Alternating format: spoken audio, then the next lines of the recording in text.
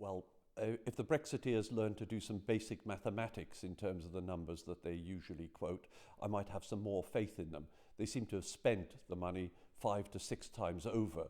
Anybody in higher education or research does not really believe there's going to be much left over for this particular section, for the particular aspects of research and higher education. Is your argument mainly one of finance? Definitely not.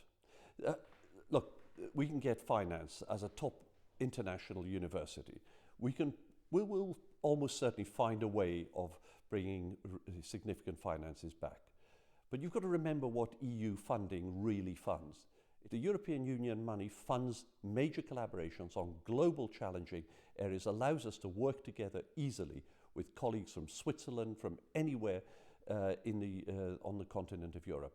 And it's those collaborations that will result in new treatments for cancer, attempts at getting at dementia, major international programs and projects. That's what really counts. The argument is that it's bigger than this, though.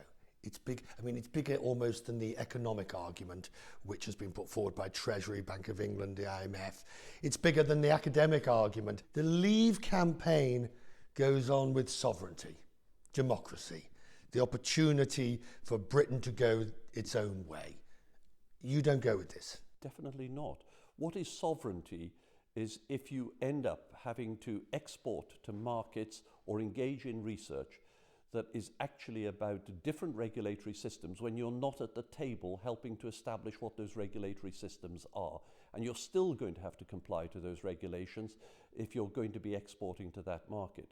Secondly, when you're doing research, you will still engage with research as a partner to some of those institutions. The intellectual property then will not come back to the United Kingdom as it does today. It will remain with the EU partner states. How fearful are you about this vote next week? Because if the polls are right, it's too close to call. But of course, it does look as if Leave might be eking out a small, within margin of error, majority.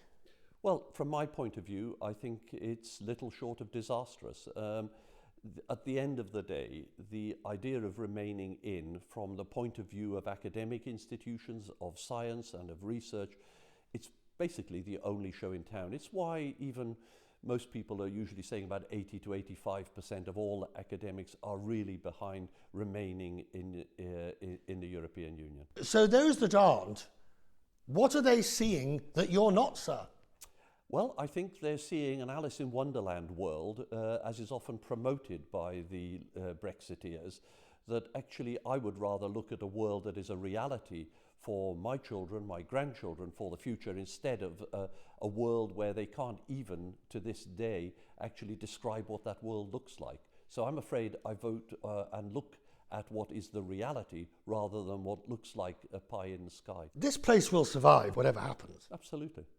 But at the end of the day, there's a question between surviving in difficult circumstances and surviving, being able to move forward as rapidly as we're moving forward at the end of the day, to be not only one of Europe's major centres for economic growth in the whole of Europe, but actually utilising the research that we have got to find new cures for dementia, for cancer, for real things that matter to real people, in order to enable us to use the intellectual property to drive economic growth in a region such as Cambridge, which is probably the biggest area of economic growth in the whole of the European Union today.